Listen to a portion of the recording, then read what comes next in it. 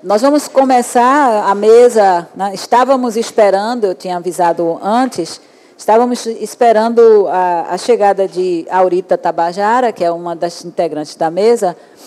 Ela ainda não chegou e o pessoal está tentando contato para ver se... O campus de Ondina, às vezes, pode ser meio confuso, né? Se ela não está perdida por aí. E aí a gente vai iniciar, por causa do tempo, mudamos a ordem. Ela chegando, ela fala depois, tá? Está bem? Então, assim, eu sou Alvanita Almeida, vou coordenar esta mesa, que tem por título Que Epistemologias têm alargado o Projeto Nacional na Literatura. São integrantes da mesa peraí, deixa eu pegar a Aurita Tabajara, que aí, quando ela chegar, se ela chegar, a gente apresenta.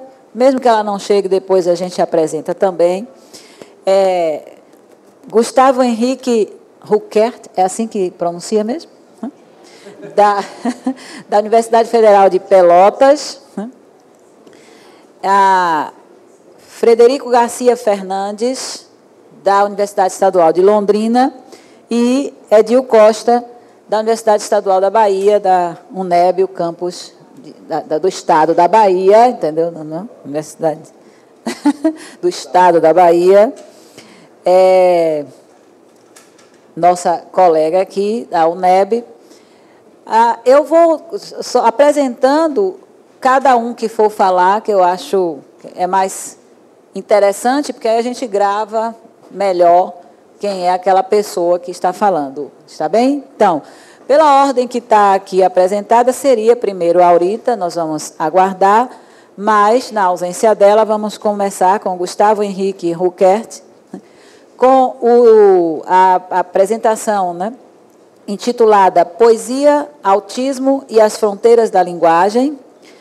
Gustavo é professor de literaturas em língua portuguesa na Universidade Federal de Pelotas, é pesquisador e poeta.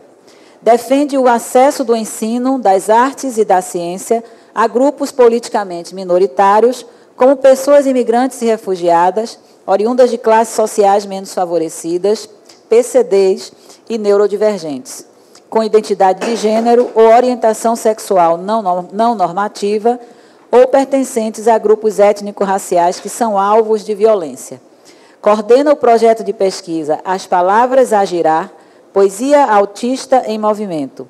Já ministrou aulas na PUC do Rio Grande do Sul, na Universidade de Lisboa e na Universidade SAVE mesmo ou é SAVE? SAVE, em Moçambique. É autor de poemas de plástico, Banqueiros Anarquistas, o romance no Grupo Orfeu, A Revolta dos Pássaros, Antologia Poética e Literaturas Africanas em Língua Portuguesa. Então, vou passar a palavra ao professor Gustavo. A gente está pensando num limite de até 20 minutos para cada pessoa, para que tenhamos tempo de discutir também um pouquinho.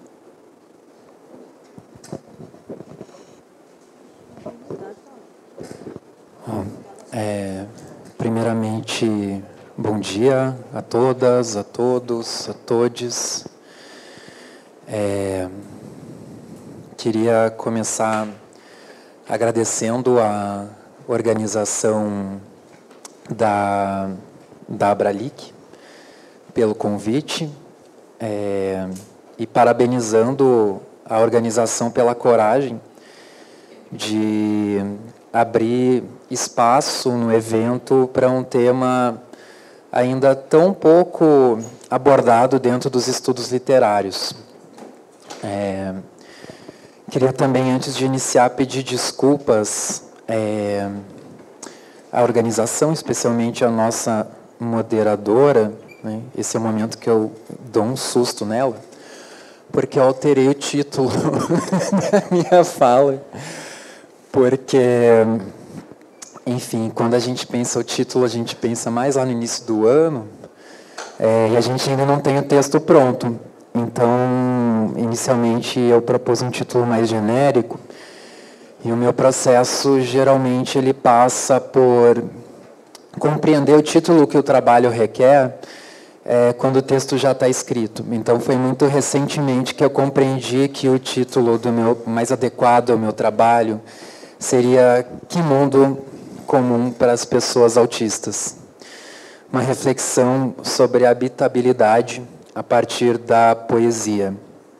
Então, peço desculpas por isso, tem o título oficial aí na programação e eu trago aqui um título alternativo. Bom, queria também dizer que a arte da capa aqui é do Daniel de Oliveira, que é um autista e alexitímico aqui de Salvador, e que pouco se expressa verbalmente e utiliza justamente os desenhos para tentar compreender as emoções que ele sente. Bom, então eu inicio a minha fala.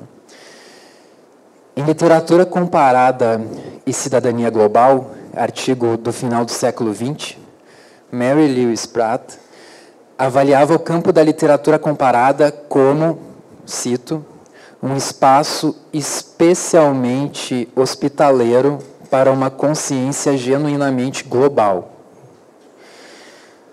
Bom, passados quase 30 anos da publicação, a consciência genuinamente global expressa pela comparatista tornou-se ainda mais necessária para alguma possível ou impossível preservação da vida no planeta.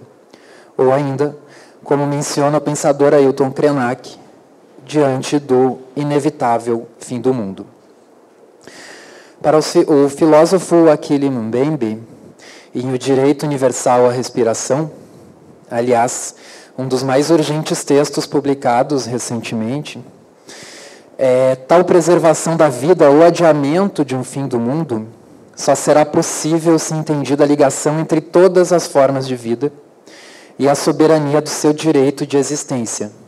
Afinal, para Mbembe, o direito universal à respiração é também um direito originário a habitar a Terra, um direito específico de toda a comunidade universal dos habitantes da Terra, humanos e outros. As políticas de morte, portanto, que foram impostas às florestas, aos rios, ao solo, aos povos originários, à população negra, às mulheres, aos LGBTQIA+, aos imigrantes e às pessoas com deficiência, são uma violação a esse direito originário de habitar a Terra, ou de compor a vida como um todo. No que diz respeito às pessoas com deficiência, o direito originário a existir e habitar o mundo é ainda pouquíssimo abordado pela teoria e crítica literária contemporâneas. Mesmo com todo o discurso de acolhimento e respeito às diferenças que ostentam a literatura comparada, os estudos culturais, os estudos pós-coloniais, o pensamento decolonial, a ecocrítica, o trans, o pós-humanismo e assim por diante. Que obras de escritores cegos, surdos ou cadeirantes temos lido para repensar uma poética das margens, para mencionar um conceito de Rita Schmidt e Anselma Loss? Quantos escritores, sujeitos líricos ou personagens possuem paralisia cerebral, T21 ou autismo? Estarão todas as formas de pensar e de falar contempladas nos atuais projetos literários?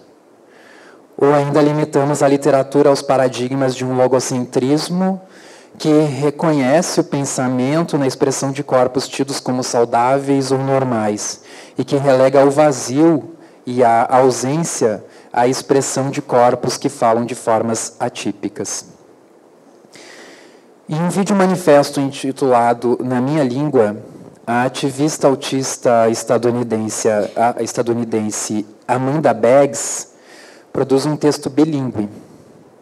Na primeira parte do texto, não há linguagem verbal, há a linguagem nativa de Beggs, que se expressa por meio de vocalizações, de movimentos pendulares do tronco, do pescoço, por movimentos repetitivos das mãos, em interação com os objetos ao seu redor. Aquilo que o pensamento biomédico denominou estereotipia. Já na segunda parte do vídeo, intitulada Uma Tradução, Beggs traduz a parte inicial para a língua padrão ou logocêntrica, com o auxílio de um sintetizador de voz, já que ela não é uma pessoa oralizada. O resultado é uma estupenda reflexão sobre a imposição social de uma concepção ocidental que concebe pensamento somente em manifestações de fala. Cito: "O meu jeito natural de pensar é tão diferente dos padrões da sociedade que até há pessoas que não consideram como forma de pensamento. Mas é uma maneira de pensar com certeza. Entretanto, os pensamentos das pessoas como nós só são levados a sério se nós aprendemos a sua linguagem."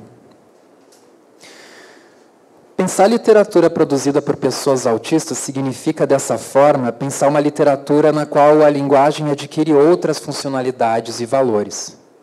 Para Elizabeth Fine, pesquisadora da linguagem autista, esta pode ser definida como um modo de engajamento, pois exatamente ao contrário do senso comum, que definiu o autismo como uma condição de auto-isolamento, ela se manifesta pela relação sensorial com os espaços e com as coisas. Ou seja, a linguagem no autismo toma plantas, animais, solo, água, utensílios, como outros corpos em interação.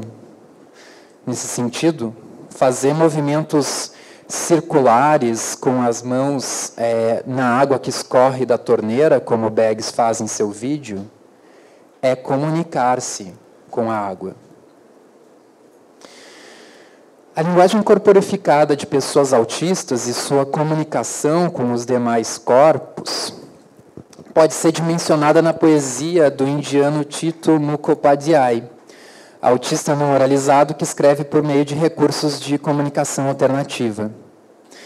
Em Desajustado, poema publicado no livro Eu Não Sou Poeta, Mas Escrevo Poesia, temos o poema Desajustado. Lá estava a terra, a girar e girar. As estrelas se recolheram, como se não encontrassem nada de errado em nada. Pássaros voaram a manhã inteira. O céu se iluminou diante da terra a girar e girar. Minhas mãos, como de costume, balançavam. Os pássaros sabiam que eu era autista. Eles não encontraram nada de errado em nada. Homens e mulheres encararam o movimento da minha cabeça. Eles me rotularam desajustado. Um desajustado a girar e girar. E então, eu era o vento, soprando. Alguém percebeu o meu truque? Eu não encontrei nada de errado em nada. Em algum lugar surge um desejo. Talvez por entre os meus lábios sorridentes. Por que parar de girar e girar, se o certo e o errado podem ser encontrados em tudo? O movimento do corpo do sujeito lírico está em consonância com o corpo da terra e dos pássaros, e justamente por isso em dissonância com os corpos de uma sociedade representada por homens e mulheres que violentam corpos divergentes por meio de uma episteme que reduz a alteridade à condição de objeto do seu pensamento/fala. A consequência disso é a construção de um paradigma de corponormatividade, um conceito cunhado pela pensadora Anaí Guedes de Mello, em tradução da teoria Creep, de McClure, e assim naturalizando formas, aceitas e não aceitas de ser e estar no mundo. Se a sociedade, com seus padrões de corponormatividade, não é o lugar propício para andar em círculos, pendular a cabeça, repetir palavras, a poesia talvez o seja. E é justamente lá, na poesia, que as palavras de Tito expressam a circularidade que demanda o seu corpo. É justamente pelo prazer sensorial ocasionado pela utilização de padrões de repetição e ruptura de linguagem, pelo movimento circular da musicalidade, pela experiência da sinestesia, entre outros, que o crítico literário Ralph James Savarese considera a poesia como espaço propício para a manifestação de pessoas autistas, bem como para um possível encontro neurocosmopolita entre a diversidade neurológica.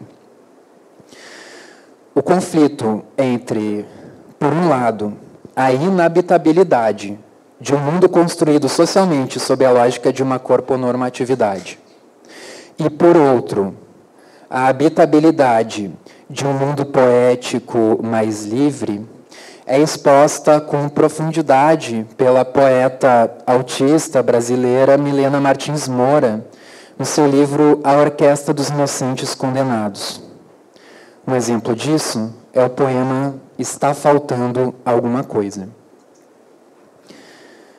Está faltando alguma coisa. Um rosto. Nasceu, é um anjo. Que pena. Saber existir, caber onde deve. Quem ri por último é bobo. Na foto antiga, me olha de volta a guria triste, óculos, cabelo crespo, risada. Tão esquecida, abusada. Rir primeiro de si, piada. O professor, o aluno, a tia velha, os avós. Essa menina vai ficar para trás na vida. Esconde, esconde. Para de piscar demais, mexer o pescoço, os pés à noite, roçando um no outro, é errado. Sacudir as mãos é errado. Bater palminhas só pode embeber. Você precisa se anular.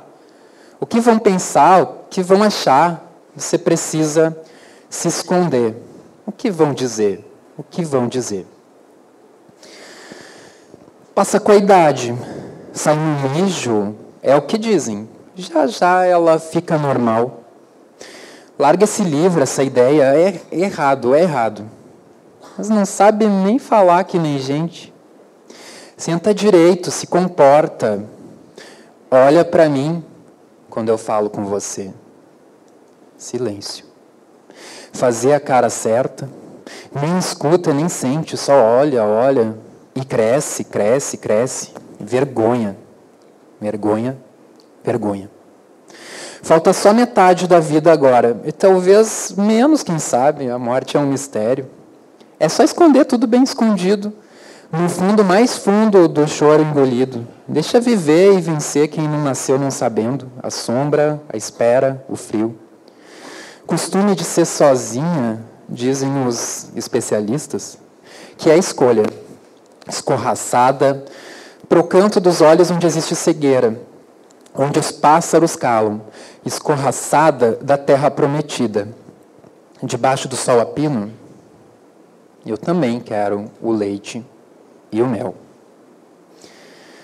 O poema de Milena é formado por diferentes fragmentos sonoros que podemos considerar organizados na memória do sujeito lírico a partir da noção de ecolalia.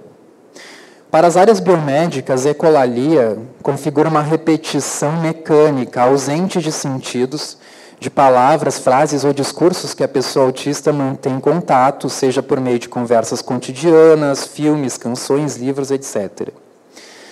Do ponto de vista literário, contudo, essa ausência de sentido pode e deve ser questionada, sendo entendida como um recurso de reiteração ou mesmo de intertextualidade e de polifonia. Em último caso, uma forma de comunicação com os corpos e com o mundo. No poema em questão, as memórias do sujeito lírico, a guria triste, óculos, cabelo crespo, risada, que é alvo de violência, abusada, escorraçada, misturam-se às vozes de familiares e de profissionais. Nasceu é um anjo, essa menina vai ficar para trás na vida, para de piscar demais, de mexer os pés, passa com a idade, já já ela fica normal, olha para mim quando eu falo com você. Misturando-se assim e trazendo à tona nessa orquestra polifônica os preconceitos enraizados, seja pelo senso comum, seja pelo discurso de profissionais. Assim, a mesma tensão exposta em desajustado é trazida à tona. Por um lado, temos uma sociedade cujos representantes tentam disciplinar o corpo do sujeito lírico autista no sentido Foucaultiano da questão. Você precisa se anular, o que vão pensar, você precisa se esconder, senta direito, se comporta. Por outro lado, O corpo desses sujeitos líricos são corpos pulsantes em busca de expressão e comunicação a partir da sua linguagem como engajamento físico com os sons, com o meio, com os objetos. Neste caso, o caos musical orquestrado pela memória fragmentada de discursos e sentida pela coreografia de um corpo desajustado. Bom, resta, por fim, o desejo de ser entendido e acolhido como humano. Afinal, nem sabe falar que nem gente. E ter os mesmos direitos a usufruir do espaço e do mundo. Afinal, da terra prometida, debaixo do sol a pino, eu também quero o leite e o mel.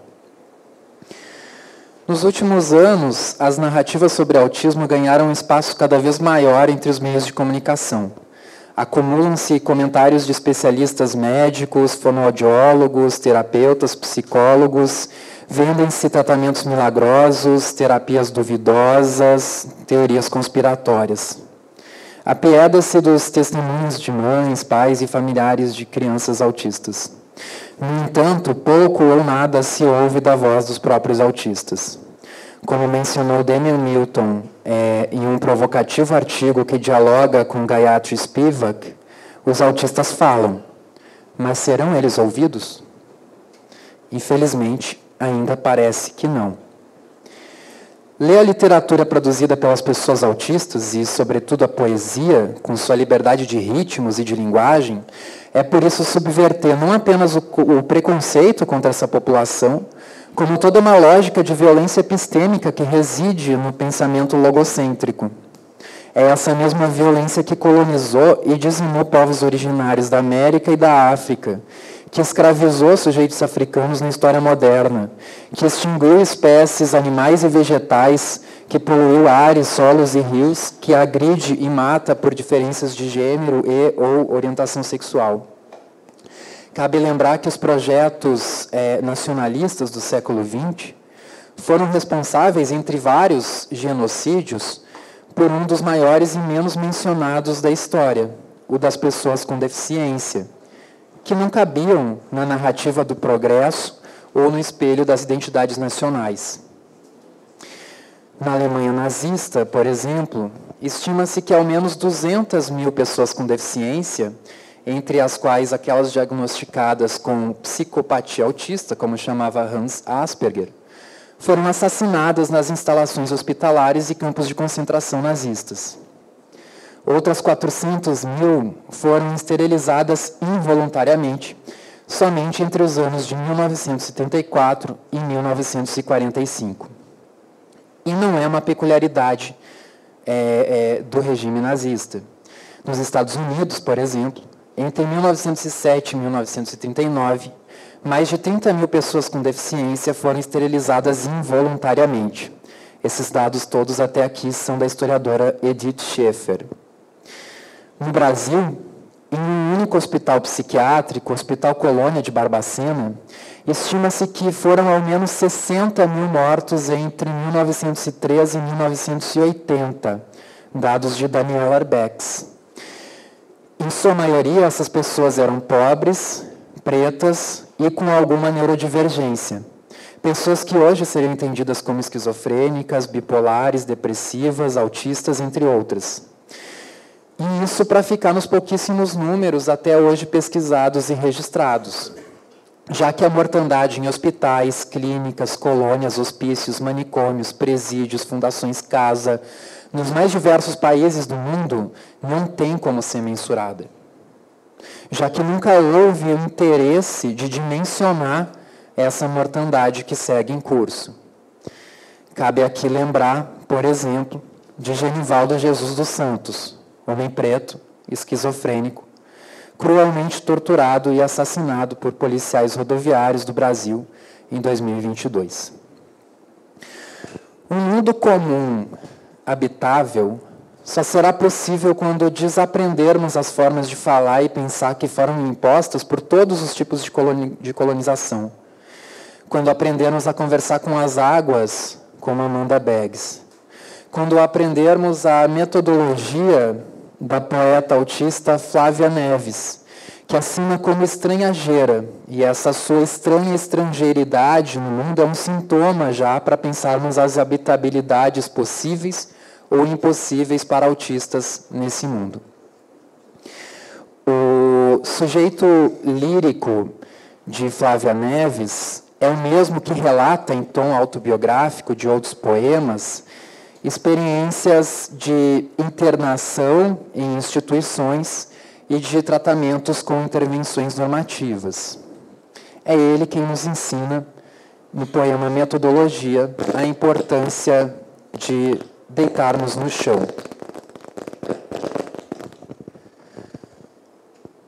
Prometo solenemente esconder em meu silêncio os pensamentos profundos. Desejo ardentemente que as pessoas se autorizem a deitar no chão e ouvir as fendas. É só quando nos permitirmos conversar com o chão, não por meio de palavras, mas por meio da sensorialidade de cada poro do nosso corpo, que poderemos sentir as fendas para um mundo comum e habitável, onde todos tenham o mesmo direito originário à vida. Até lá, nós, comparatistas, pós-coloniais, decoloniais, descoloniais, ou o que quer que seja que tenha mencionado pensar a partir de uma lógica da diferença, até lá, como nos mostra a poesia produzida por pessoas autistas, um mundo comum e habitável só existe nas páginas mais abstratas de teorias. Obrigado.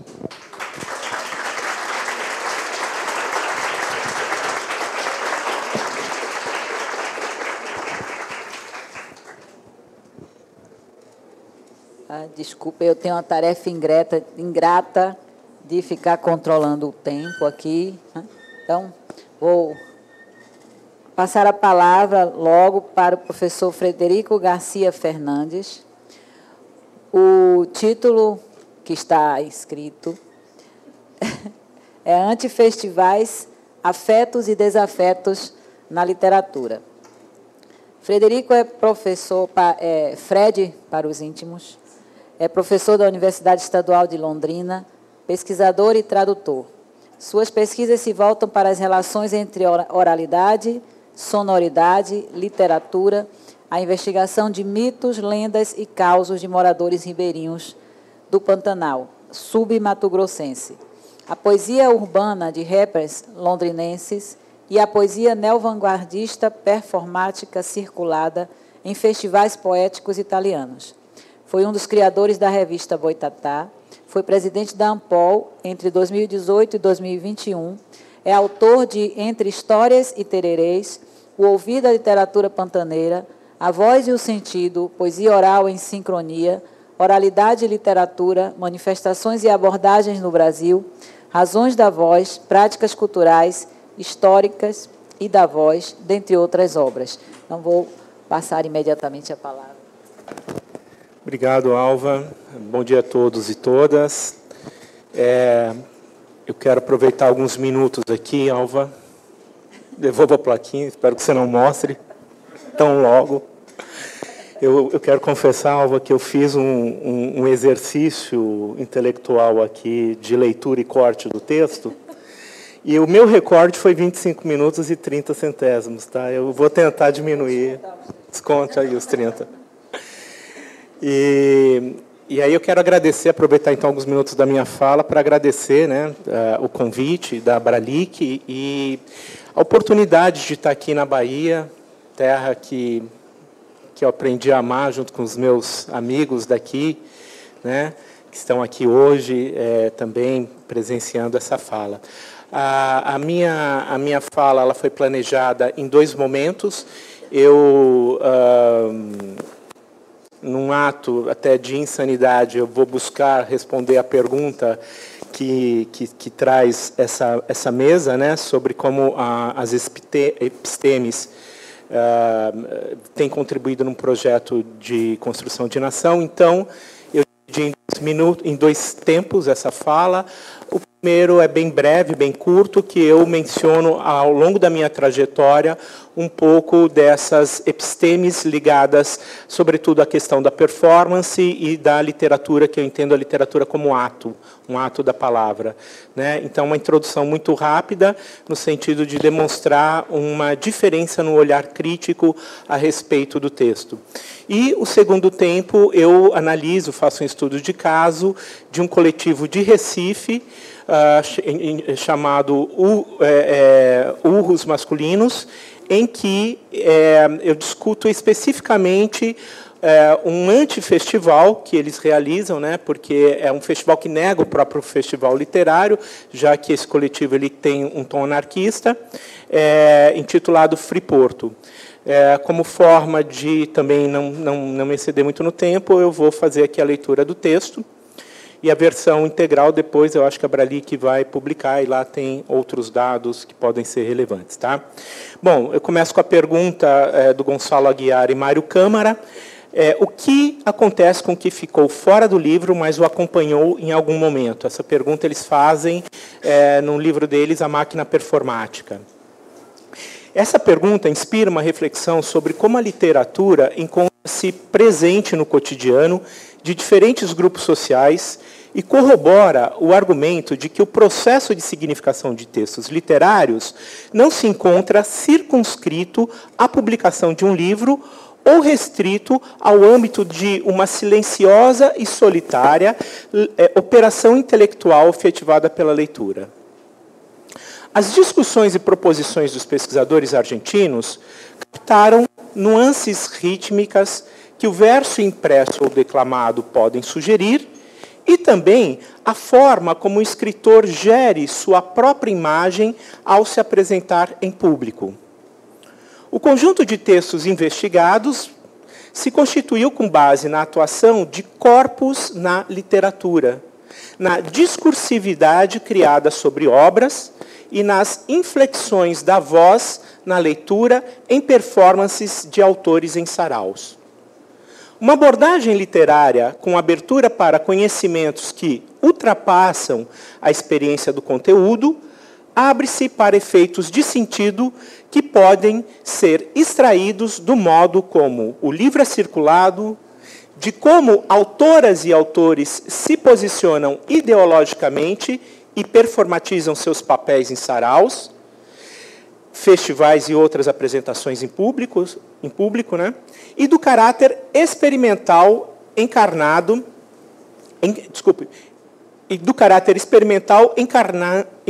pela poesia quando em performance.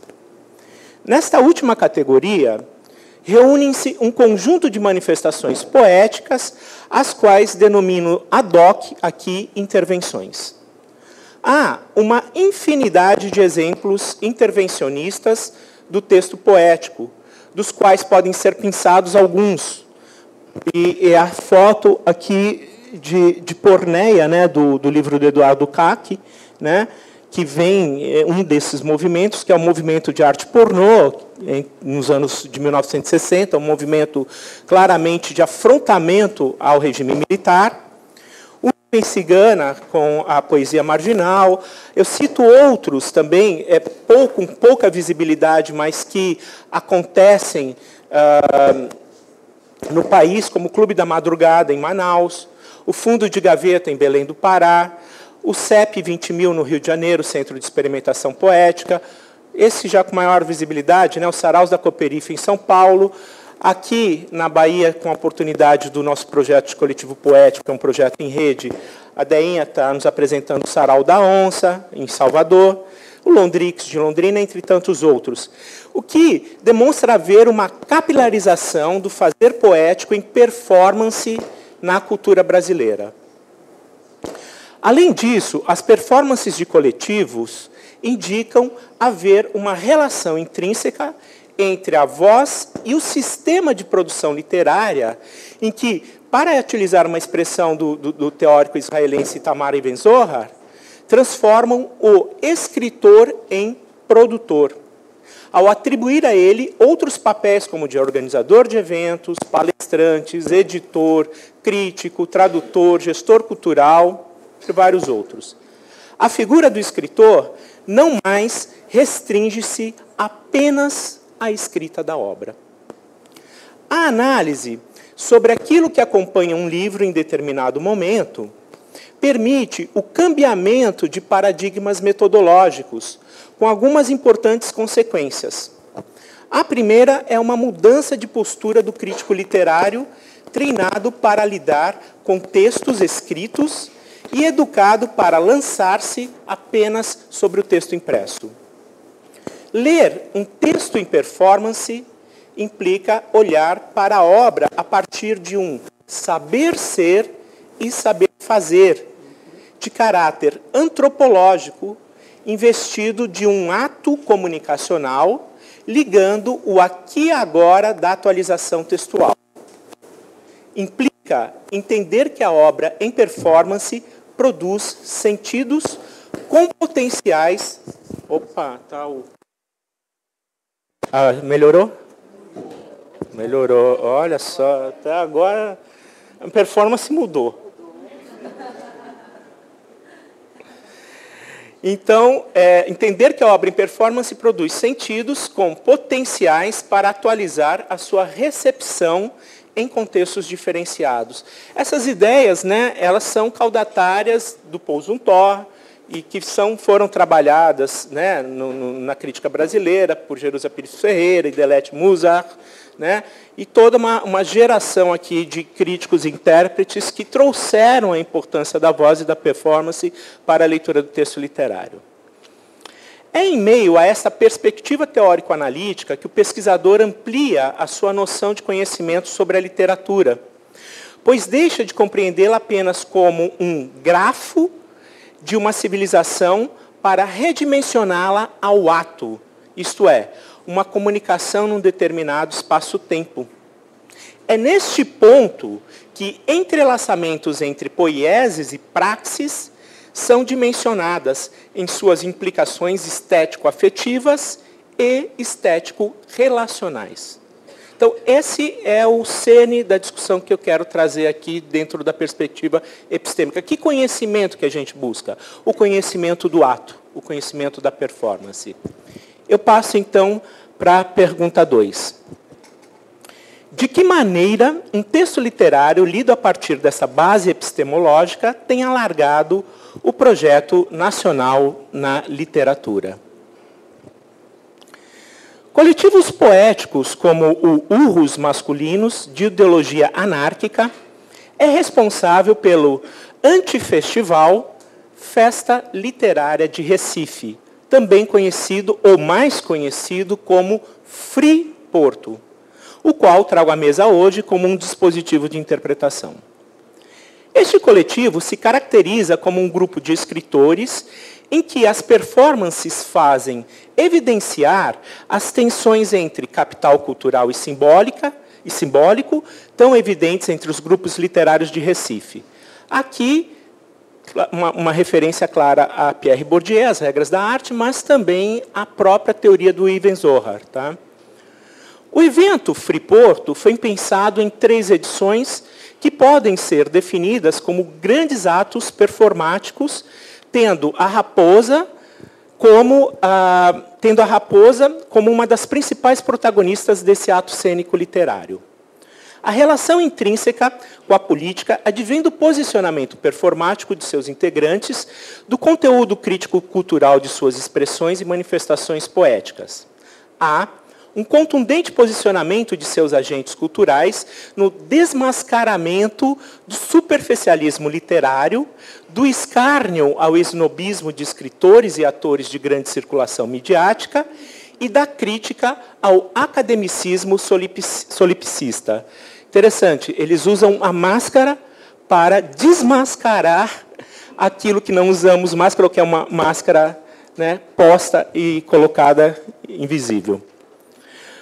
O coletivo Urros Masculinos é irradiador de atividades performáticas que pendem para a ironia, o deboche, o lúdico, a carnavalização literária, por meio de um evento que define-se como um antifestival.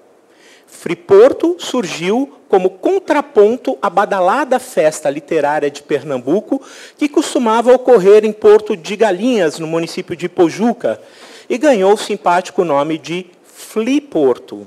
Então é Fliporto e o Friporto, que é o antifestival. O Friporto é a marca de um protesto, cujo entretenimento e a rede de afeto constituída pelo e ao longo do evento apresentam semelhanças com outras festas literárias alternativas e de viés anarquista, como essa daqui, a Flipei, né, que é a festa literária pirata de Paraty, que acontece em paralelo com a Flip, né, e essa outra aqui, que é das minhas pesquisas na Itália, o Stagione Topolò, que também é chamado um antifestival, que é na fronteira da Itália com a Eslovênia, numa cidadezinha com 27 habitantes, que recebe ali visitas de 2.000 pessoas para esse festival artístico, né? Em que ele tem essa característica mesmo de afirmar a voz local, de afirmar artistas que não estão em grande circulação, de fazer circular a arte e o debate sobre aquilo que entendemos como valor da arte. Grosso modo, antifestivais definem-se como eventos agenciadores da promoção e da transformação do próprio sistema no qual se insere, no caso, a literatura. Eles são um fenômeno rico para a compreensão da produção literária na contemporaneidade, já que deixam em evidência estratégias de seus agentes na disputa por prestígio no campo literário.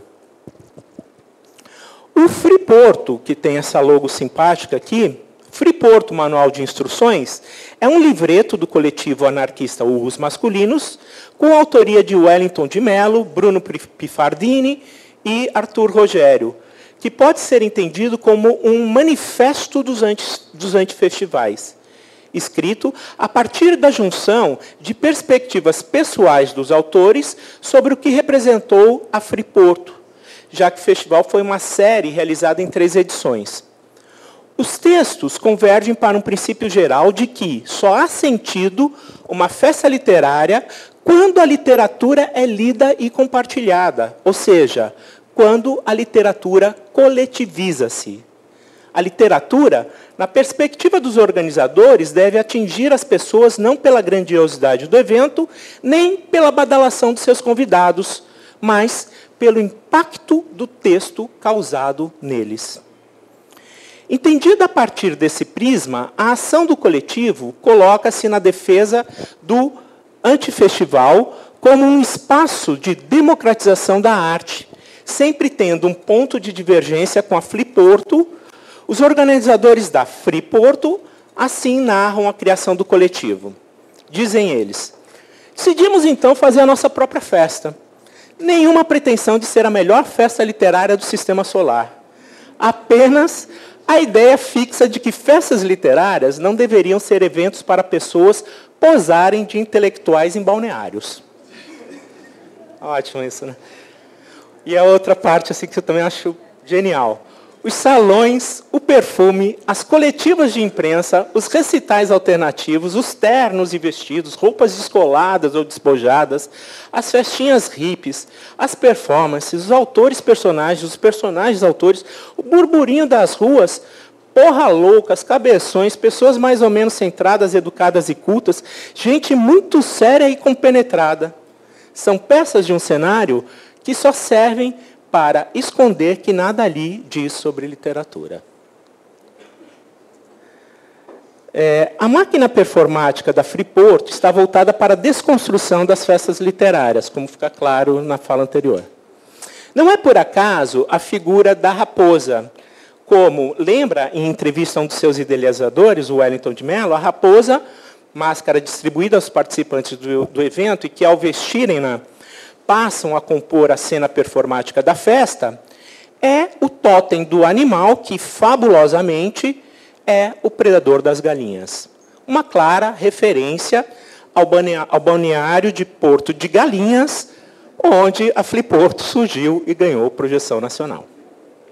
A raposa, juntamente com o abutre, o palhaço e a vaca, formam um quarteto pícaro do evento, aparecendo em todas as apresentações e atribuindo um caráter anárquico e dessacralizado nas mesas, com convidados, shows musicais, procissões literárias nas ruas dos bairros históricos de Recife.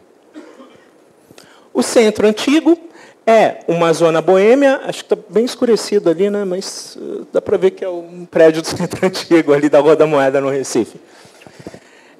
O Centro Antigo é uma zona boêmia, conhecida pela reunião de antigos intelectuais, literatos, músicos, cineastas e artistas plásticos da chamada Geração 65 e da União Brasileira de Escritores, e antigos poetas marginais de Recife, bem como de jovens escritores também.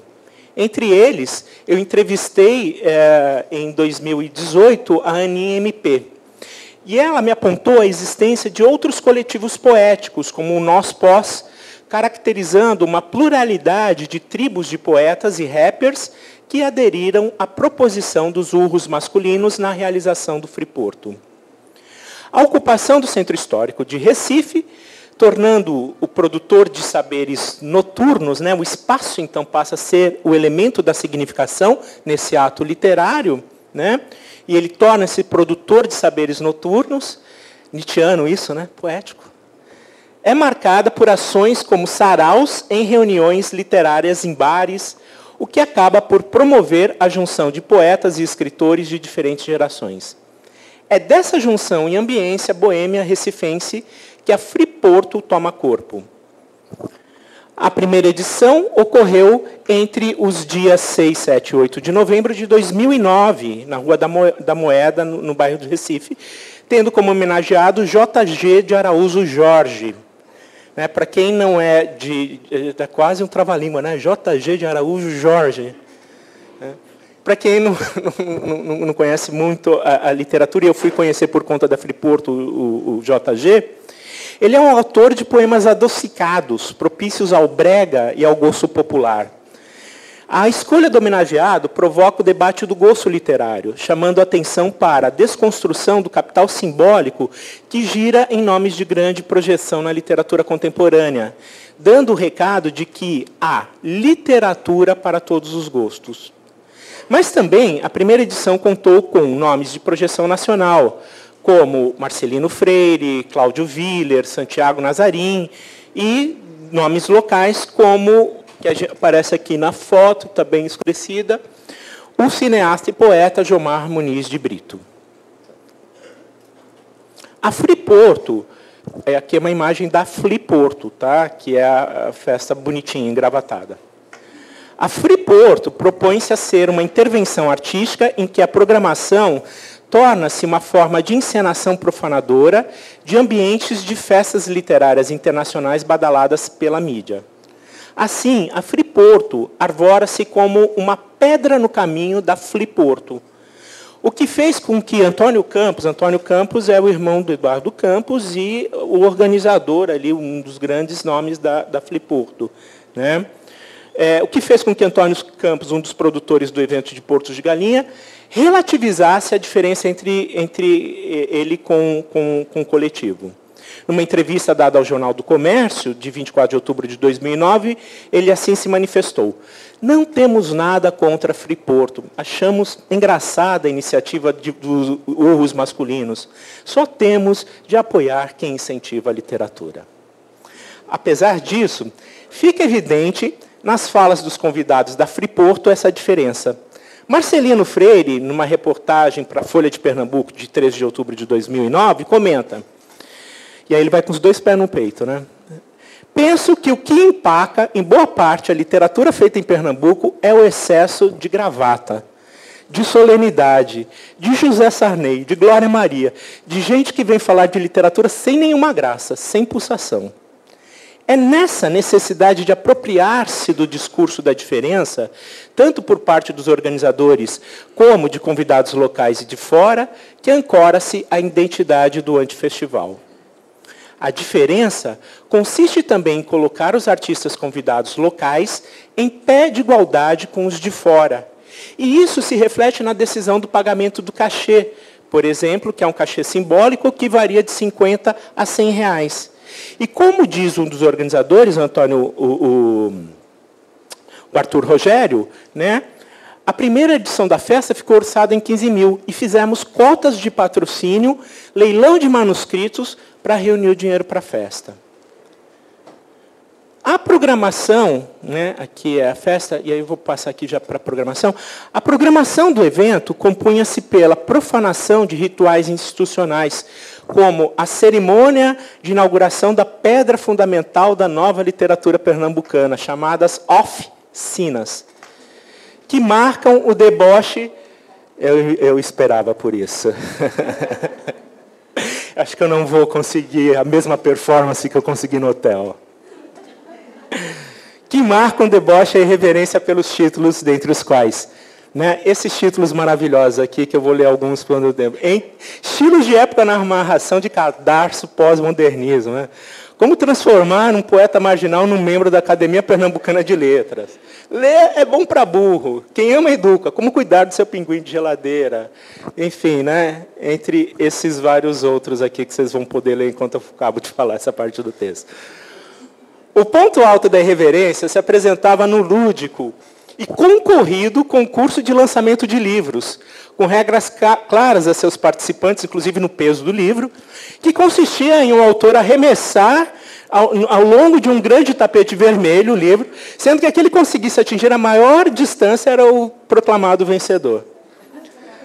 A segunda edição da Friporto ocorreu de 3 a 5 de dezembro de 2010, e teve como principal performance a refundação do bairro de Recife com a República da Nova Bulgária.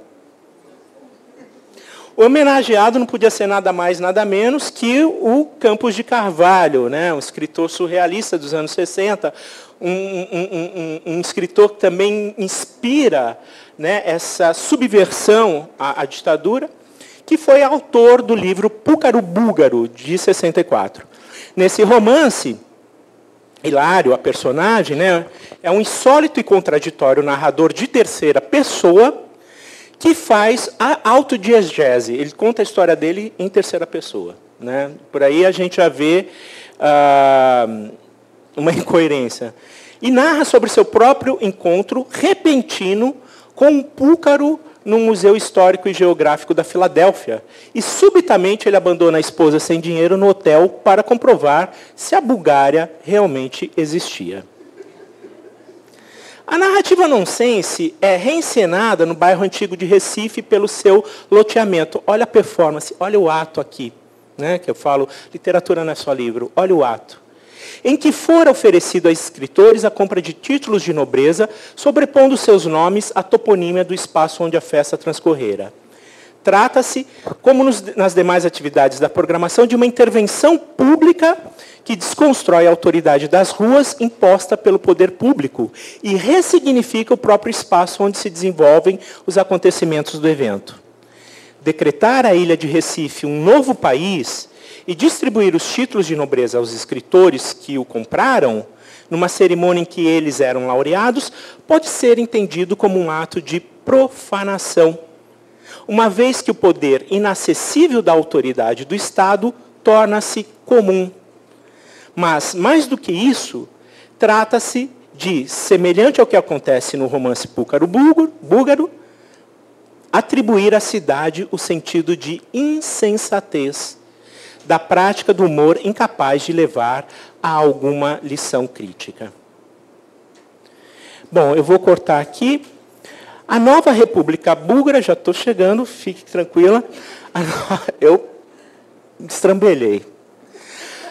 A nova República Búlgara aponta para um entrelugar, tendo o mundo social e político de um lado e a arte como expressão libertária do outro. Seu espírito origina-se se alimenta da festa, numa ficção de um espaço real, onde o jogo de encenação surreal contagia seus participantes. Mas esse espírito também se emancipa do festival, ou do antifestival, né? Na medida em que ele não se encerra com seu fim. No último dia de edição do festival, dessa segunda edição, há o casamento da raposa com o palhaço, e no casamento a raposa acaba morrendo. E aí a história é, como que a gente vai dar continuidade para essa história? Né? E a terceira edição é uma terceira edição completamente aberta, que é o lançamento do manual Friporto. Tá? O espírito da nova República Búlgara antecipa o debate político brasileiro às vésperas do golpe, né, sofrido por Dilma Rousseff em 2016. Portanto, retomando a pergunta que abre este debate, não se pode falar em alargar o projeto nacional quando encontramos-nos politicamente presos ao nonsense, tornando toda uma nação presa a seus ritos esvaziados de sentido. É isso o que a performance dos urros masculinos vem trazer. O deboche corrosivo, a carnavalização e a profanação dos ritos, dos urros masculinos, inspiram a dissidência das várias falas contraditórias, fantasiosas, negacionistas e, por que não, surrealistas, que sempre constituíram nosso espírito de nação, mas que se potencializaram após o impeachment de Dilma Rousseff. E aí, a última imagem aqui para vocês. Encerro com essa imagem, circulada pelas redes sociais, né? E que ela reverbera a fala infundada do deputado Eduardo Bolsonaro, que, em seu discurso, numa manifestação armamentista, compara professores a traficantes. Para mim, ela reverbera, além de tudo, o que o coletivo anárquico vinha fazendo ao vivenciar, por meio da performance literária, né, a experiência política nacional.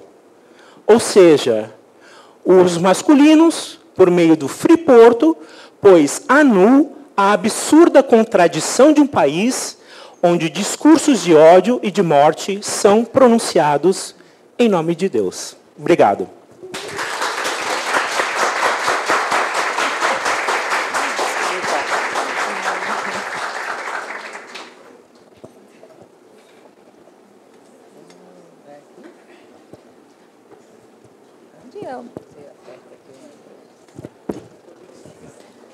Bom, vamos continuar nesta tarefa, chamando, aliás, ela já veio para a mesa, entendeu? A rainha da mesa, porque é a única mulher presente, a Aurita, infelizmente, não vai poder vir. Né? Eu sou só mediadora, estou só aqui no cantinho.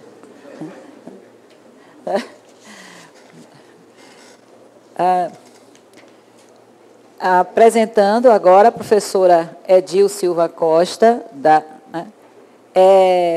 com o título de sua apresentação, Poéticas Orais em Questão. É professora de literatura portuguesa da Universidade do Estado da Bahia. Seu foco de pesquisa está na tradição oral, identidade cultural, literatura oral e conto popular. Coordenou diversas vezes o GT de Literatura Oral e Popular da ANPOL. É autora de Cinderela nos Entrelaces da Tradição e de 7 estudos de literatura oral e cultura popular. Co-organizadora de Interseções Culturais Brasil-Índia, o que podem, cultura e literatura, dentre outras diversas publicações acadêmicas. Passo imediatamente a palavra. Obrigada. Bom dia a todos. Eu queria iniciar minha fala, não vou passar dos 20 minutos, até porque eu tinha me preparado para 15, então acho que não corro esse risco. E saudando a todos, né, dizer da alegria de estar aqui com os companheiros, com a companheira Vanita, né, a gente está sempre reencontrando pessoas queridas nesses eventos, e até estou surpresa assim, ver esse auditório tão cheio de gente linda aqui, né? Eu tenho tanta programação, está tão rica, Raquel, está tão linda a programação, que eu disse, a nossa mesa vai disputar com outras tantas mesas no mesmo horário. e a gente estava assim na dúvida quem ia aparecer de fato. As pessoas diziam, eu vou assistir e tal, e eu ficava na dúvida. Então, quero saudar, parabenizar a organização do evento, a professora Raquel, que está aqui, né, dizer da felicidade de participar mais uma vez da Abralic, cumprimentar meus colegas de mesa, em especial a nossa colega Alvanita, que já é companheira de longa data, e cumprimentar a todos que estão vindo de longe para participar. Bem-vindos a Salvador, bem-vindos aos 200 anos, ao bicentenário da independência do Brasil na Bahia. A gente tem que lembrar dessa data histórica também, na próxima semana passada. Obrigada. Que é uma das coisas que a gente, baiano, ama o 2 de julho. Né? E por que o baiano ama o 2 de julho, para quem não sabe? Porque mostra que o nosso povo nunca baixou a cabeça e lutou sempre. Né? A gente sempre resistiu. Embora o 7 de setembro tenha sido considerada a data oficial, para nós a independência do Brasil é no dia 2 de julho. E agora, em 2023, completamos o bicentenário dessa independência. Foi uma festa muito linda, e eu queria lembrar isso. Então, a minha palavra de saudação também, né, a todos os estudantes. A gente sabe que tem muitos estudantes que participam, né, da Abralic, e eu já participei também como estudante. Muito, muito bem-vindos todos. Então, eu também fiz o dever de casa pensando no tema do evento, né, a literatura comparada à invenção do mundo em comum. E dessa pergunta, eu acho que é importante, eu digo dizendo para os meus orientandos, como é importante a gente saber perguntar. E a Abralic nos deu pelo menos 2 perguntas de cara, muito instigantes, muito bonitas, importantes. Né? Embora o título não seja uma pergunta, eu transformei numa pergunta, né? Como é que a literatura contribui para essa invenção do mundo comum. Né? E eu gostaria de começar a minha fala trazendo esta pergunta e a pergunta também da mesa, né, que, para a gente, pelo menos para mim, né, me fez pensar em um monte de coisas, e eu coloquei no título, na proposta, não mudei o título não, viu? Poéticas Orais em Questão. Né? Então, o mundo comum é um mundo onde caibamos todos, né? Todos, todas e todes. Como invenção, o mundo comum é uma utopia. A literatura é arte e a arte é criação. E, deste modo, o que podemos propor, não só a invenção, mas a construção, ainda que seja a partir da utopia. É possível construir o mundo comum com a inclusão. E eu acho que o trabalho de Ricardo e de Fred nos mostra muito claramente isso. Né? Só é possível construir um mundo comum com a inclusão, um mundo repleto, onde se possa enxergar de um tudo, ainda que nem tudo seja aceitável. E eu pego essa frase a partir de uma pesquisa que eu fiz numa comunidade de terreiro em Pujuca, em que um filho de santo falava isso para mim, quando ele falava um pouco da sua religião, do seu lugar no mundo. Eu marquei sempre essa frase, quando ele diz, o mundo é repleto de tudo. E quando ele diz o candomblé é repleto de tudo, o mundo é repleto de tudo, porque tudo em o bem e o mal.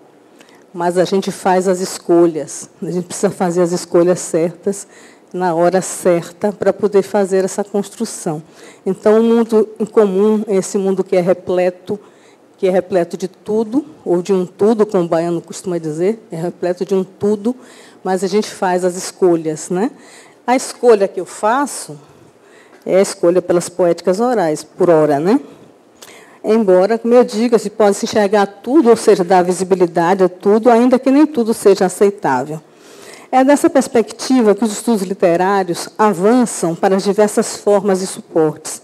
Um projeto de literatura nacional, se é que ainda existe, deverá contemplar as produções que dialogam com as representações sociais. Acho que o exemplo dos festivais é bem claro em relação a isso. O sucesso de um romance como Torturado, de Itamar Vieira Júnior, nos mostra o quanto a representatividade importa. Não só pela qualidade da obra, mas pela temática e repercussão das leituras. Nossa literatura de fundação esteve de acordo com um projeto político colonial, e que, se hoje vislumbramos os textos modulares e conseguimos rasurá-los, é porque, ao longo desses 5 séculos de discursos sufocados, conseguem furar a bolha, se impõem e têm visibilidade, o que hoje aprendemos a chamar de decolonialidade. Tem algumas palavras que eu pelo menos resisto bastante a usar, porque parece que elas entram na moda e ficam sendo usadas desgastadamente, né? Se convenciona chamar dessa forma, mas a gente sempre, de certa maneira, andou neste movimento, né? Que é um movimento que o mestre Nego Bispo chama de contra a colonização. A gente sempre teve, né, um interesse de estudar essas literaturas que estão às margens por um próprio projeto, né, de contra a colonização, ou um projeto também de encontrar neste projeto de literatura nacional, né, a inclusão de outros textos, de outros discursos, de outros autores, de outros mestres, né? E quem trabalha com as poéticas orais tem que andar neste movimento, seja do ponto de vista das poéticas orais urbanas, né? E a gente está vendo hoje um crescente interesse, né, nessas poéticas orais urbanas, o que é muito importante, né? Mas também dessas poéticas orais tradicionais, de comunidades tradicionais, que é onde eu estou enfocando mais a minha pesquisa, né? Embora também tenha interesse nessas outras poéticas. Eu acho belíssimo o trabalho, por exemplo, o trabalho do Fred com os festivais ou com os antifestivais. O tema dessa mesa se configurou como uma pergunta: que epistemologias têm alargado o projeto nacional na literatura?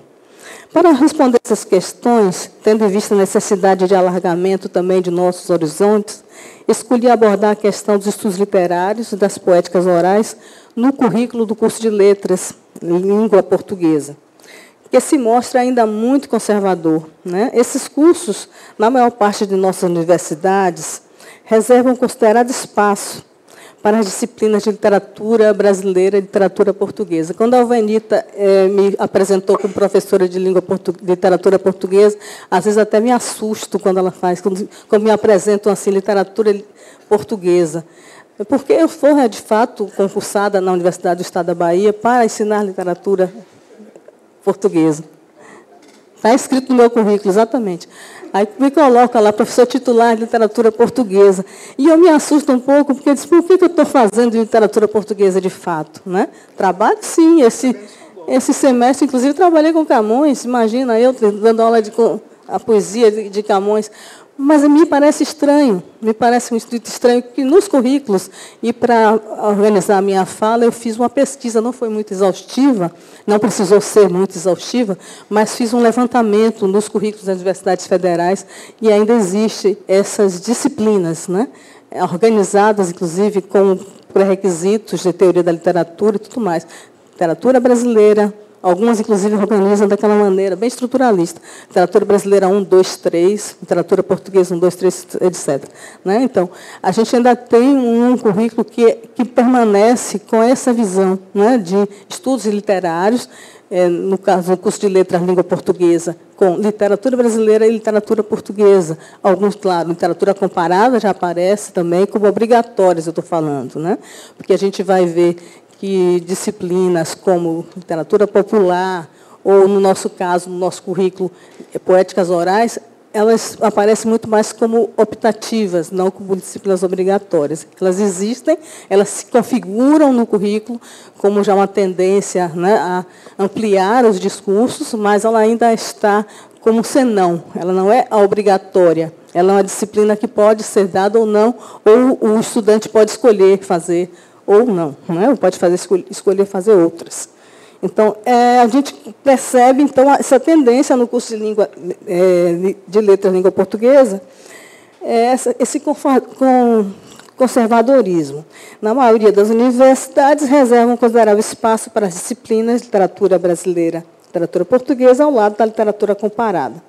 Percebemos também, isso é bom dizer, tem que se dizer isso, que há cerca de 20 anos, tornou-se uma tendência os estudos da literatura em língua portuguesa, literaturas de língua portuguesa, abarcando as produções literárias africanas.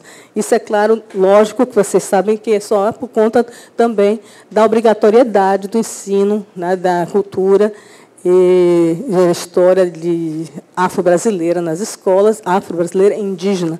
Então, há uma proposta de trabalhar literaturas de língua portuguesa, abarcando também as literaturas africanas, né, de língua portuguesa. Então, sem ser exaustiva no exame, percebi que, embora haja avanços notórios e a inclusão de disciplinas com emendas mais abertas, o ensino da literatura ainda se prende sobremaneira aos textos canônicos da literatura brasileira e portuguesa, tendo os professores, a partir de suas pesquisas, driblados esse engessamento curricular. E é bom que se diga, a gente tem feito isso desde sempre, né? O professor é rebelde mesmo, o professor é aquele que tem a ementa da disciplina que diz que você tem que trabalhar com Camões, e aí eu vou lá e pego outra coisa e coloco no meio e digo, estou trabalhando com Camões, mas, né? É literatura de cordel com Camões e tal, e a gente vai trazendo os nossos dribles e vai trazendo novos textos. Então, a gente tem emendas que são engessadas, a gente sabe disso, mas nos nossos programas a gente costuma fazer também as nossas inovações. E graças exatamente a essa postura do professor e essa autonomia que o professor tem em sala de aula, a gente pode vislumbrar nos programas essas alternativas ou essas alternâncias, né? Então, a gente não pode, claro, dizer que o currículo é tão conservador, porque os professores não o são. Não é? Então, é desse modo que, mesmo que o inventário seja conservador e preso ao passado, encontramos a oxigenação dos cursos em programas curriculares que abordam estudos de gênero, relações étnico-raciais, produções literárias locais. E a gente tem isso, por exemplo, no nosso curso lá de Alagoinhas, a gente encontra a produção literária baiana. E aí, claro, o professor vai trazer os poetas de Alagoinhas. Isso é fantástico, né, que a gente não vai encontrar em livro nenhum, mas vai ter lá uma produção literária, poética e local. Né? Produções literárias locais, margens da literatura e poéticas orais, naturalmente. Claro que vocês sabem que eu, nos meus currículos, nos meus cursos, não posso deixar de trazer poetas e poesia oral. Não temos dúvida que isso é possível pela forte presença de estudos culturais como norteador da crítica, uma vez que a teoria e a crítica literária nos moldes tradicionais, desde muito, deixou de dar conta das diversas linguagens artísticas que intertextualizam com a produção literária. Para o professor que está em sala de aula na educação básica, o ensino de língua e literatura de língua portuguesa parece bem distante da produção literária ou litero-musical que os estudantes têm acesso. O ensino de língua, por si só, já parece um contrassenso, uma vez que todos sabem falar perfeitamente a língua portuguesa e que uma nova normatividade desponta com outros suportes, se fortalecendo nos usos cotidianos da língua.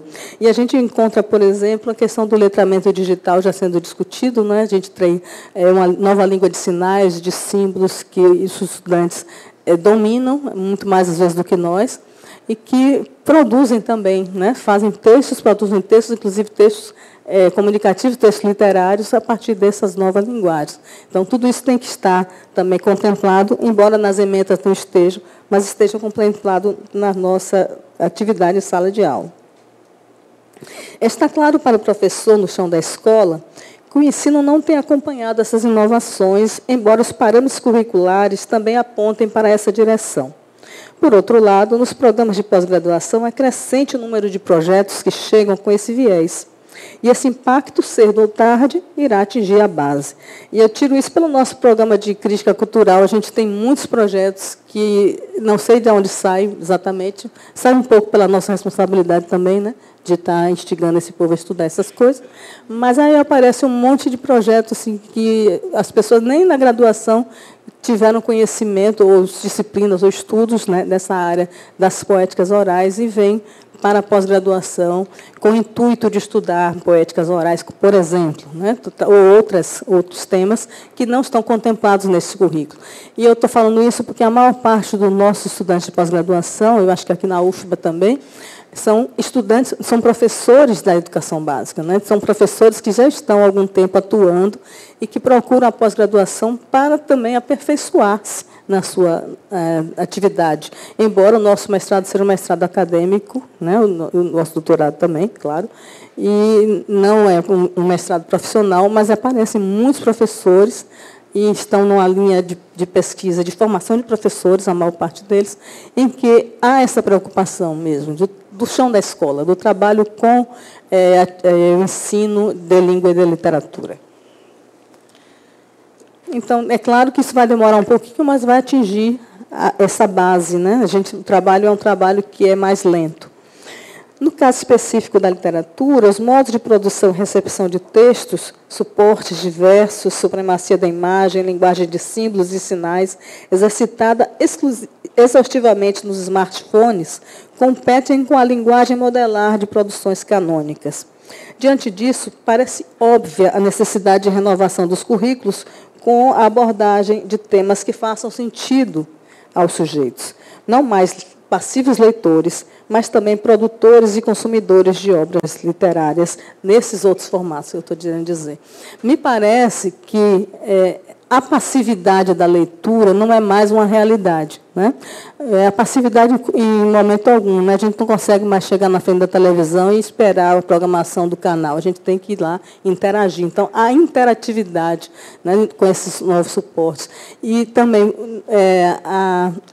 a necessidade, né, de um acelerado do tempo, né, isso faz também com que as formas de leitura elas sejam modificadas. E as formas de produção, naturalmente, dos textos literários. Então, a gente não tem ainda, no currículo, também nenhuma uma disciplina específica para a gente abordar essas novas formas de produção das obras literárias, né? Quer dizer, não, quando eu falo não temos ainda no currículo, eu estou falando de uma maneira geral. É claro que tem, como eu disse, alguns componentes, algumas disciplinas que são mais específicas, a maior parte optativas, onde se pode avaliar essa questão. Um aspecto a ser observado com atenção é uma mudança de comportamento que desafia a crítica literária profissional. E isso nos atinge diretamente, né? Eu me refiro aos chamados booktuber e os booktalkers. Eu achei tão interessante, isso é uma coisa que eu ainda não consegui aprofundar, mas parece que é uma coisa mais recente, nova. As pessoas fazem vídeos fazendo crítica literária, gente. A gente fica concorrendo com nota de rodapé de jornal. Crítica literária em jornal não existe mais para esse pessoal, né? A gente tem livros de produção, de crítica e tudo mais, e o povo está fazendo crítica. Pega um vídeo de TikTok e apresenta uma obra e passa na frente. E esse cara tem muito mais visibilidade, muito mais acesso que qualquer Antônio Cândido da vida. Então, a gente não pode pensar, né, excluir isso dos nossos estudos, né, fechar os olhos para essa forma também. Quando eu digo assim, as pessoas querem interagir, isso é uma forma de interação em que um jovem que tem, quer dizer, menos idade, não quer dizer que ele tenha menos leitura, mas tem menos idade e menos maturidade, ele pega uma obra, qualquer obra que ele queira, seja literária, seja um filme, o que seja, e posta um vídeo e tem milhões de acessos sobre aquilo ali. E, claro, quando isso acontece, há o acesso também àquela obra, ou a visibilidade também àquela obra, aumenta sobremaneira. Muito mais que a nossa. Aí a gente se coloca numa posição, eu tenho que me colocar humildemente naquela posição de que nosso trabalho é realmente um trabalho muito lento, né? A gente ainda está com dificuldade de publicar, a gente ainda pensa em publicar livro, né? A gente ainda pensa em escrever crítica literária e fazer um artigo para uma revista. A gente está pensando nesses moldes, enquanto esse povo que está produzindo agora já tem uma outra maneira, não só de produzir, como de divulgar o seu trabalho e como esse trabalho também vai circulando nessas redes, né? Blog já é coisa do passado, né? Agora é TikTok. Então, vamos fazer TikTok com as obras e divulgar o trabalho. Você já pensou se a gente faz um TikTok da Abralink, das mesas da Abralink? Você vai ter milhões de acessos só no primeiro. Pois é, a pós-crítica já tem TikTok, bem lembrado, Andréa. Mas, enfim, são novas formas de produção, né, e de recepção de obras também.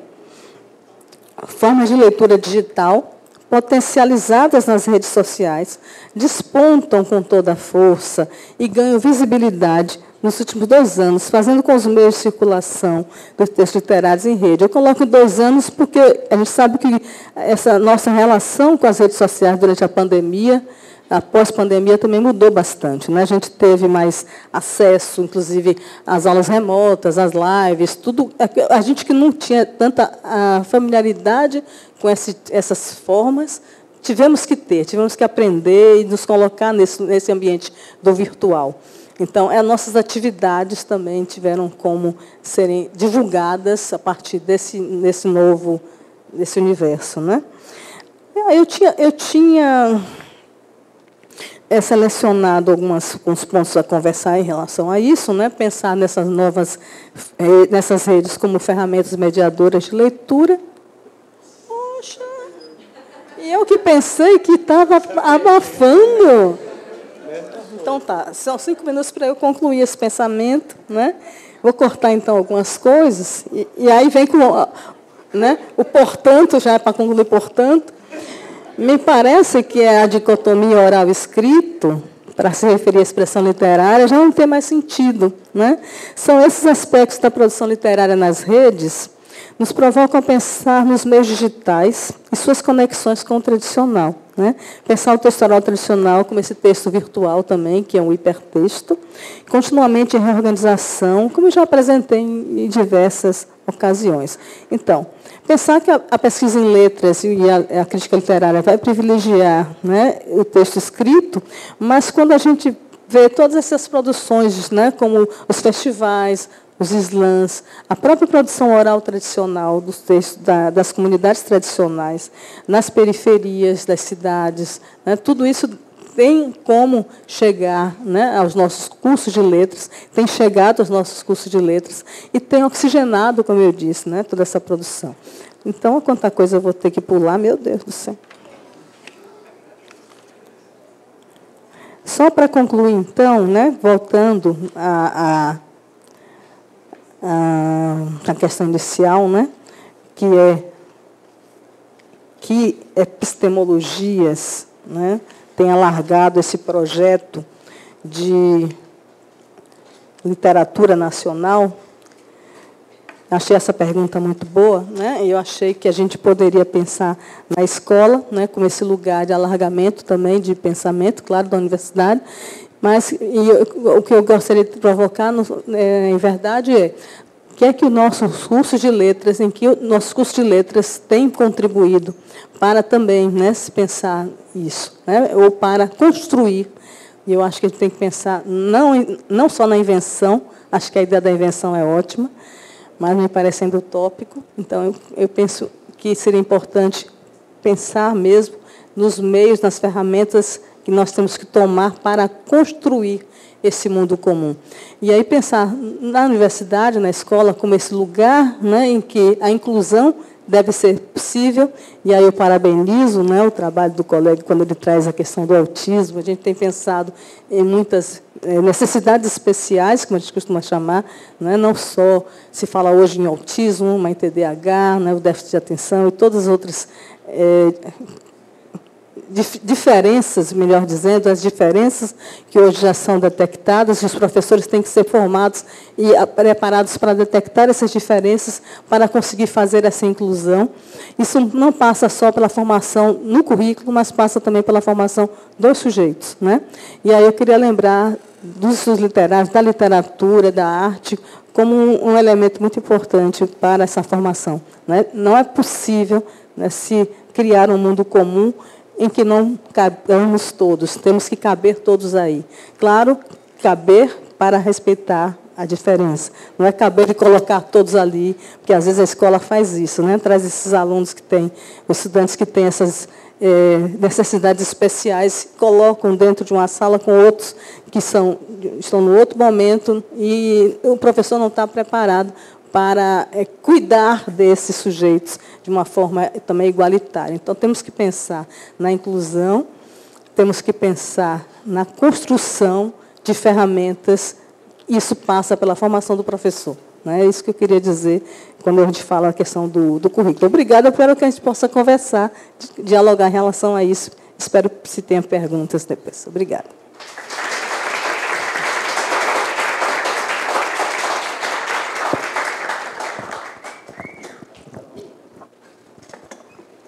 Pronto, peço desculpas, porque essa função de ficar cortando o povo não é muito boa, né? Mas, infelizmente, a gente está vivendo nesse mundo dos minutos e segundos e não dá tempo para quase nada. Eu até anotei umas coisas para poder perguntar e falar, mas eu preferiria que, assim, deixar uns 10 minutos, aí vou cronometrar também mesmo, né? Para que a gente possa conversar um pouquinho e para algumas perguntas, né? E queria saber, entre as ouvintes e os ouvintes, se alguém quer perguntar alguma coisa, vou dar, assim, só um minuto para perguntar, viu? Cadê? Foi? Tem ela aqui.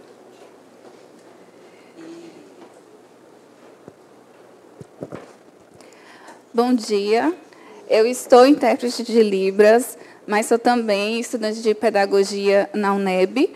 E quando a professora falou da invisibilidade dessas disciplinas da literatura comparada, que discutam novas perspectivas, uma diversidade contemporânea que já existia, mas hoje tem ganhado essa visibilidade nas discussões sociais, mas que os currículos ainda invisibilizam, é o que acontece também no nosso currículo de pedagogia.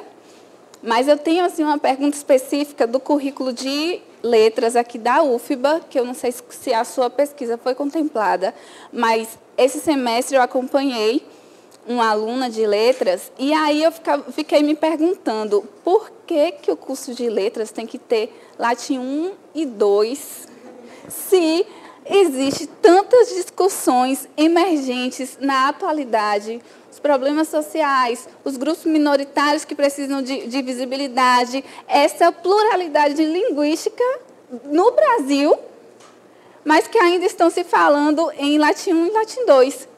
Eu gostaria assim, que ela pudesse me dizer assim, há uma urgência em discutir Latim 1 e 2 ou realmente...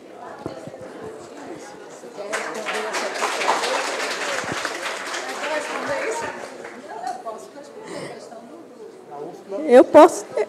Eu não sou da UFBA, mas eu estudei aqui na UFBA, estudei latim 2, 1, 2 e 3. Na minha época ainda tinham 3, né? Não tem mais. Eu não quero brigar com os professores de latim, não, pelo amor de Deus, né? Tem professor de latim, professor de letras clássicas, né? Eu entendo que até haja esse estranhamento mesmo, a gente dá uma língua morta.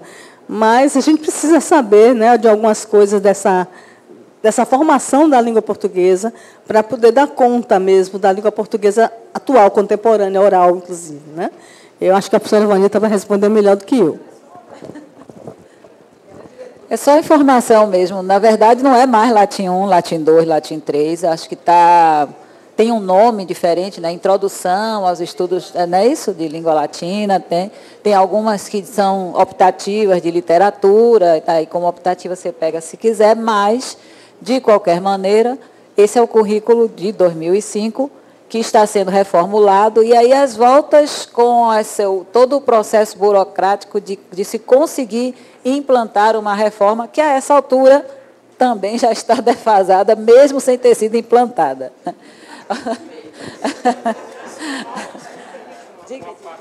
Nessa resposta, eu não sou professor da UFBA, tá? E não, na minha instituição não tem latim, eu brigo pelo latim. E brigo com o seguinte argumento. A gente vem, e aí me vem muito o pensamento do Alberto Moreiras na Exaustão da Diferença. O Alberto Moreiras dizia o seguinte, olha, os estudos literários, né, eram os estudos legitimados e consolidados, os estudos culturais eram a força irruptiva dentro da academia. A partir dos anos 90, houve uma virada de mesa.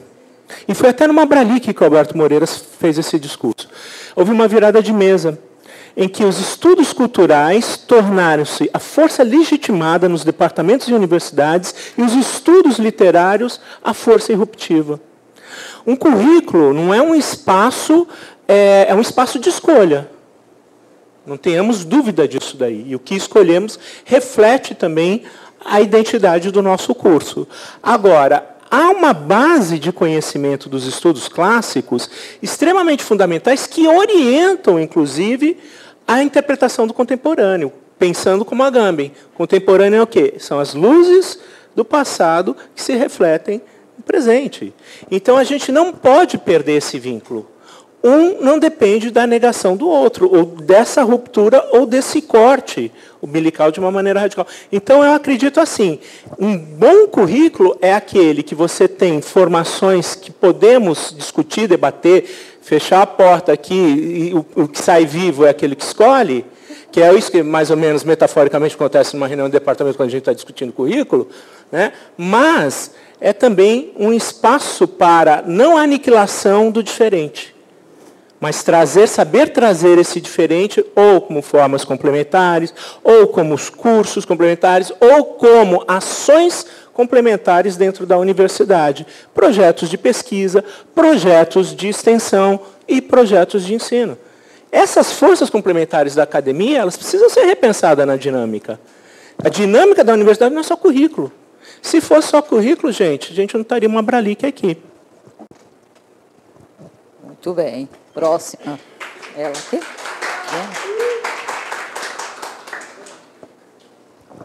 Bom dia, bom dia. Muito obrigada por essa mesa enriquecedora. E a minha pergunta é uma pergunta bem interesseira mesmo, porque eu sou estudante de doutorado.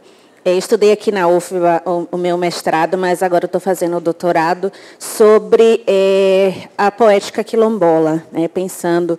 Então, eu queria dialogar um pouco com a professora Edil para pedir mesmo ajuda, socorro. Meu nome é Luana Reis.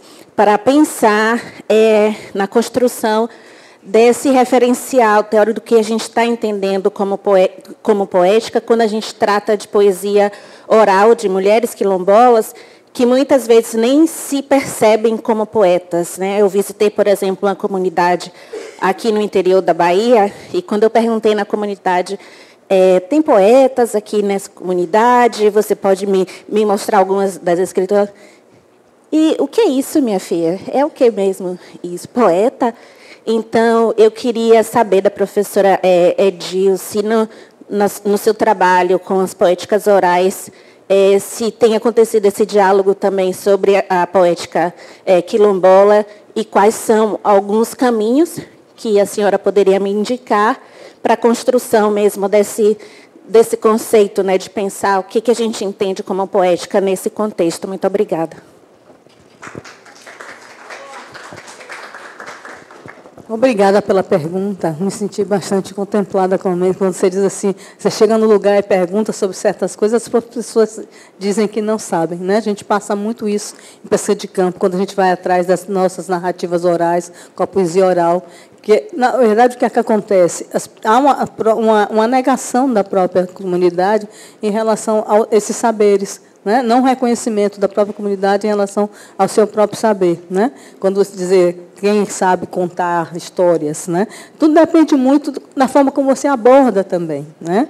Saber quem são as pessoas daquela comunidade que tem essa voz de autoridade, né? Que é reconhecidamente ali aquele que são os mais velhos em geral, né? Em comunidades estacionais são os mais velhos, e chegar nesses mais velhos para perguntar dos seus saberes. Você não precisa usar a sua linguagem acadêmica, não deve usar a sua linguagem acadêmica para abordar essas pessoas, né? Você tem que entrar no universo dessas pessoas. Quando se faz pesquisa de campo, e esse é o grande problema que eu vejo em muitos projetos que nos chegam, que englobam pesquisa de campo, é porque a inexperiência em abordar a pesquisa de campo já faz com que o pesquisador chegue naquela comunidade como se fosse uma autoridade também, né? Ao invés de pensar naquele sujeito como seu parceiro, como seu colaborador de pesquisa, chega como se ele fosse o seu informante, né? Essa postura é uma postura que, de fato, você vai receber muito não. Vai receber o não de cara, dizer, não é isso.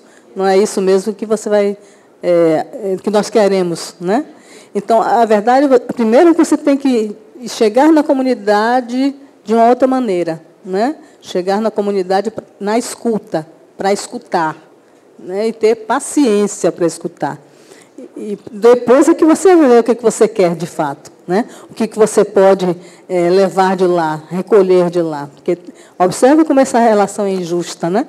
É uma relação de que o sujeito chega lá para tirar deles alguma coisa. Então, é preciso também ter uma postura que seja ética em relação a isso, né? Eu acho que a primeira coisa que eu posso lhe dizer é não chegue lá como pesquisadora, simplesmente, né?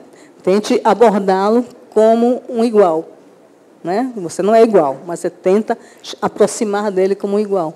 E até os termos que você vai usar na sua entrevista, que também eu não aconselho você a fazer entrevista. Eu sempre lembro das conversas que a Vanusa Mascarenhas falava assim, a gente não vai chegar a fazer entrevista, a gente conversa.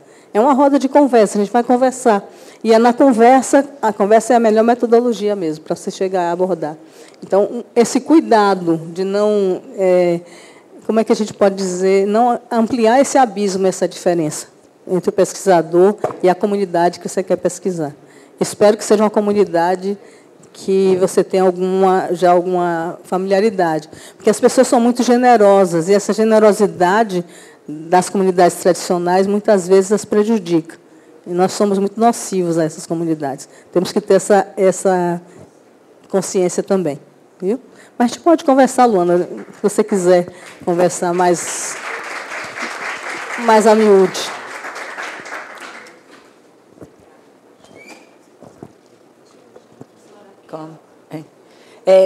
Tem mais quantas pessoas? Porque é da minha tarefa assim de tirânica, entendeu?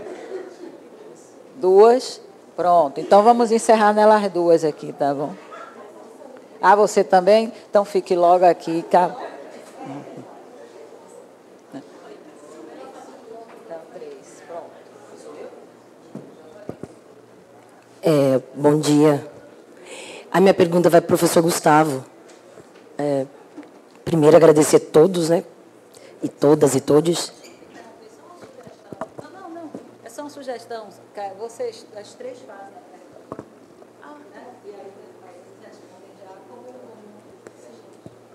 Fechou? Então, o meu professor Gustavo. O senhor nos trouxe maravilhosamente a questão da poesia e o mundo autista. E o senhor está trabalhando na Universidade Federal de Pelotas. Eu gostaria de saber se há, em algum momento, algum estudo, eu percebo assim, o autismo, para quem eu não sei hoje, né, é surdo, enfim, são tantas nomenclaturas, mas, por exemplo, nós temos, né, durante a Bralic, toda essa questão das libras, então a gente já percebe mais acessibilidade. Eu sempre fico curiosa, eu sei que existe um centro no Brasil, tá, muitas questões, mas se lá fazem algum trabalho da visão, quem são, né? Porque é bem complicado. Me parece que quem ouve, né, tem uma percepção. E como eu trabalho com uma comunidade que produzem poesias, então isso muito me interessa para quê? Como o senhor nos trouxe, né, a forma a estrutura do poema feito pelos autistas é bem bacana, de um modo tecnológico e tal. Então, eu estou pensando nisso aqui agora, que foi uma curiosidade, porque imagem, movimento, som, como que a gente poderia também ajudar. É isso, mais ou menos. Obrigada. Muito obrigada à mesa, agradeço muito a fala de todos vocês. E minha pergunta vai também para o professor Gustavo, só um pouco complementando o que a colega já disse aqui. Eu queria mais saber, na sua trajetória de pesquisa, docência, extensão, talvez, como que é para você, como que foi, sendo eu mesma uma pessoa autista também, como que se insere metodologicamente e na experiência pessoal, se insere, e como que... Eu só queria ouvir, na verdade, você falando um pouco mais sobre isso. Não sei se esse é o espaço, se não, eu gostaria de conversar depois, mas é basicamente isso. Muito obrigada. Olá, tudo bem? Bom dia. Eu sou a Andressa, sou jornalista de formação, mas agora estou nas letras, na pós-graduação. Eu sou da PUC do Rio Grande do Sul. Na verdade, complementando a pergunta das 3 meninas, eu estou dentro mais da área da educação para tentar contribuir o máximo que eu puder, né? Então, uma das ideias também é pensar novas formas de inserir crianças neurodivergentes em sala de aula. Acho que pode ser uma pergunta que os 3 podem responder, o que seria mais viável, possível, se existe porque não existe um guia, não existe um manual, não disse nada, né? Isso tudo é questão de tato, mesmo para a questão de professores. Mas queria saber um pouco principalmente do professor Gustavo, né? O que seria mais adequado de buscar tudo isso, porque existe, como ele está no Rio Grande do Sul também, a gente entende que existe uma barreira muito grande para a gente pensar e trabalhar diversidades, né? E eu queria perguntar para a professora também, agora uma pesquisa desesperada de mestrando mesmo. Acho que agora é perguntar um pouco sobre...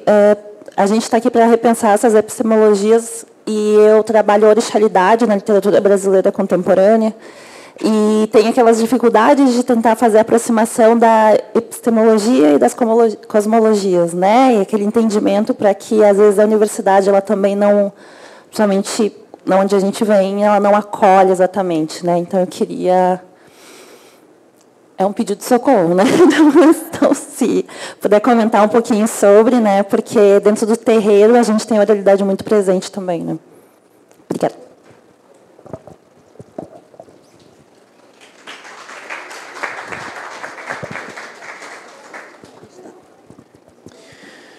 Bom, eu vou tentar juntar um pouco as perguntas para não me alongar demais, porque é sempre um perigo quando eu falo sem planejamento. Costumo divagar demais. Bom, enfim, primeiramente, lá na Federal de Pelotas, a gente tem um núcleo de acessibilidade e inclusão, o NAI, que é um núcleo bem bacana, que oferece suporte para professores e alunos que tem alguma divergência em relação aos grupos sociais normativos que ainda ocupam a universidade. Então, são pessoas com deficiência, são pessoas de comunidades quilombolas, de comunidades indígenas, né, que são assessoradas pelo NAI. Eu mesmo sou, então, volta e meia, quando o mundo acadêmico acaba me adoecendo bastante, eu recorro também aos colegas do NAI, e também contribuo assim, da forma que eu posso para pensar a questão não só do acesso, mas da permanência de estudantes, de professores, de funcionários, né, que não são, né, e estão no mundo das formas que a universidade privilegia, que ainda são barreiras muito rígidas. Sobre as novas formas de inserir, eu vou juntar com a questão da visão. Porque, e aí eu vou pedir desculpas para a Edil, mas eu vou brigar um pouquinho com ela, mas não é nada pessoal. Então, normalmente, quando a gente fala sobre essas coisas de inclusão, as pessoas querem saber qual é a forma, como fazer, como se existisse uma receita, como se existisse uma resposta. E aí a primeira coisa que eu tenho que dizer é que a inclusão dessas pessoas, sejam as pessoas autistas, as pessoas surdas, as pessoas cegas, né, não é uma necessidade especial, né? E no ativismo a gente costuma brigar muito com isso, dizer que, olha, especial é sabor de pastel, é necessidade básica. Enquanto a gente não está fazendo isso, não tem ensino, não tem educação. Porque a educação no Brasil é muito clara. A Constituição nos diz que a educação ela serve para formar cidadão. Cidadão é aquele que participa na sociedade. Se parte da sociedade não está na sala de aula, não tem educação. Então, a gente está fingindo lá alguma coisa que não existe. Então, da mesma forma que eu conhecer, né, a cultura das comunidades quilombolas, não é uma necessidade especial, uma necessidade básica de ensino. Aí eu lembro o caso, por exemplo, de uma aluna que ela ia muito mal nas provas escritas. E aí um dia eu acabei sugerindo a ela fazer a prova oral. E aí ela se tornou a melhor aluna da turma. Porque no meu olhar ocidentalizado, eu não estava abrindo espaço para o diálogo de diferentes linguagens na minha disciplina. E eu não estava permitindo que aquela pessoa se expressasse na sua língua primeira. Estava forçando que essa pessoa se expressasse em uma língua que é uma língua muito estranha a essa pessoa, né? Então, o mesmo vale, né, para qualquer outra dessas questões. Eu lembro de um trabalho de uns colegas da antropologia. A antropologia ela tem trabalhado muito com a questão dos estudos da deficiência, Eu acho que a gente pode aprender muito com ela na Letras, porque na Letras a gente quase não trabalha, né? Mas tem uns colegas de antropologia da Federal de Santa Catarina que eles escreveram uma contracartilha da inclusão, né? Então vai justamente num viés contrário dessa ideia de que é uma fórmula, de que é uma receita, porque a gente costuma dizer que a inclusão, ela é uma cultura, ela não é um instrumento, ela não é uma rampa, ela não é um texto em braille, ela não é um audiobook. Ela é uma cultura. Ela parte da nossa posição frente ao ensino. Eu nunca vou estar preparado para lidar com as pessoas. Porque as pessoas autistas são tão diversas, são tão diferentes uma das outras quanto as pessoas não autistas. As pessoas surdas da mesma forma, as pessoas cegas da mesma forma. Então, o mesmo recurso que é um recurso de acessibilidade para uma pessoa, ele não é acessível para outra. Então, como que eu resolvo isso? É ouvindo, é conversando. E aí, uma das maiores reclamações que a gente tem dos alunos com deficiência lá no NAI não é de nenhuma coisa mirabolante, que precisa de uma estrutura grande. Os professores não me ouvem. Os professores não conversam comigo. E aí eu lembro de uma menina com baixa visão, que, na verdade, é uma menina, uma senhora já de bastante idade, que está retomando os estudos, tem uma trajetória muito bonita, né, porque ela não pôde se escolarizar na sua época justamente pela baixa visão. E ela está retomando a escolarização, ela completou agora o seu ensino médio e entrou no curso de letras. E aí ela veio emocionada me contar, chorando assim, que na primeira aula um professor perguntou se alguém precisava que o plano de ensino fosse impresso com uma fonte maior. E ela falou que nunca ninguém perguntou para ela.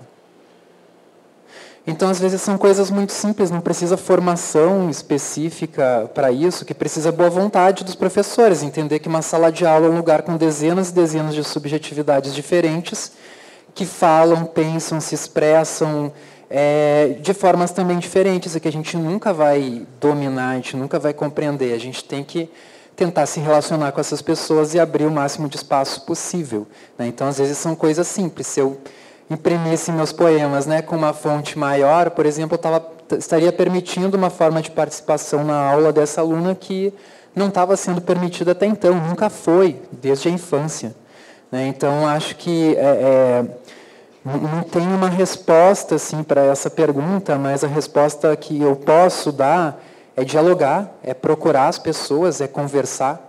E aí vem outra questão. As pessoas não vêm com uma etiqueta na testa falando sobre o que elas precisam, porque muitas vezes elas não sabem. Então, quando digo conversar, está aberto mesmo a tentar entender. E aí eu juro que é para fechar. Uma última história que eu ouvi no núcleo é de uma menina que reprovou 3 vezes seguidas em uma disciplina, acho que era de citologia vegetal, alguma coisa assim, num curso desses que lidam com árvores, eu não sei o nome desses cursos. Mas, enfim, ela tinha prova lá que ela tinha que olhar no microscópio e reproduzir lá a estrutura da célula vegetal que ela estava vendo. Ela fazia, reprovava, fazia, reprovava, fazia, reprovava. Na 4ª vez, a professora resolveu dialogar com ela. A professora perguntou o que ela estava vendo, e ela estava vendo exatamente aquilo que ela estava desenhando. Porque as pessoas acham que, por exemplo, a cegueira é a ausência de visão, né? Essa ideia é sempre que a deficiência é uma falta, um déficit de algum padrão corponormativo. E não é, a pessoa cega, ela enxerga coisas, só que ela não enxerga as coisas da mesma forma que pessoas com uma visão normativa enxergam. Então, ela desenhava os traços, os riscos lá que ela via, ela nem sabia que ela tinha baixa visão, e aí, só depois de 4 anos tentando fazer aquela disciplina que ela mesma foi entender isso, conversando com a professora, porque aí a professora se interessou e resolveu perguntar, olha, me conta o que tu está vendo aqui, porque tu desenha a célula dessa forma. Então, assim, o que precisa é boa vontade, é conversar com os alunos, é procurar eles, é entender o que está acontecendo, porque às vezes esse é um caminho para o próprio aluno se entender, porque ele não tem a obrigação de vir para as aulas sabendo quais são as melhores adequações de linguagem, de forma, na sala de aula. Enfim, é isso. Não sei se respondi, mas acho que traz algumas coisas para a gente pensar.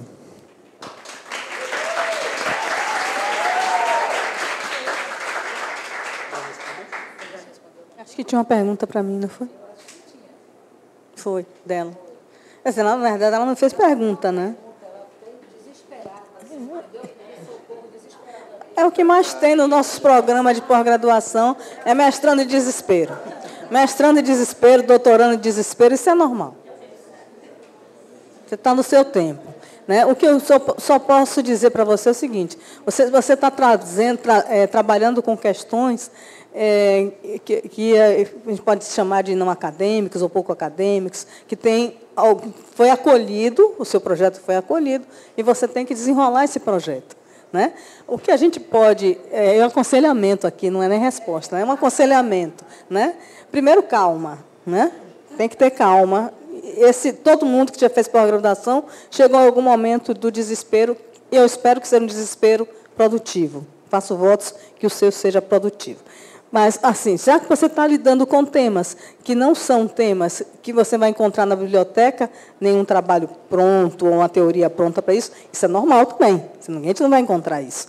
O que você pode fazer, o que você deve fazer, é procurar autores e obras que também andem por esses cantos aí, por essas margens aí, que sejam mais coerentes com o que você está estudando. Né? Se você está trabalhando com essas questões que não são as tradicionais da academia, você vai procurar autores também que respondam às suas questões não tradicionais. Né? E a gente já tem vários, inclusive, procurar nos bancos de dissertações e teses o que estão sendo produzidas, os materiais que estão sendo produzidos mais recentemente, em relação a esse tema de pesquisa, que eu ainda não entendi bem o que que você falou de quilombo, eu não entendi exatamente o que. Né? Então, se você vai trabalhar com um tema que seja quilombola, por exemplo, procura aí com palavras-chave o que está sendo feito nessa área, para você encontrar nas referências bibliográficas desses textos também o que pode lhe ajudar, e buscar autores que estejam na contramão desses discursos mais tradicionais, para lhe ajudar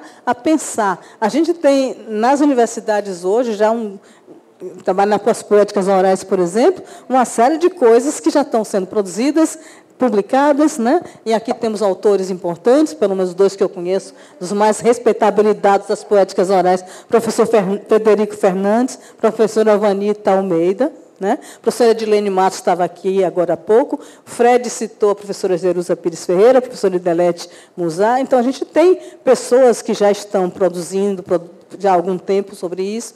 Temos nós que somos herdeiros dessa grande... A professora André Betânia está aqui também, né? Que é a irmãzinha da causa.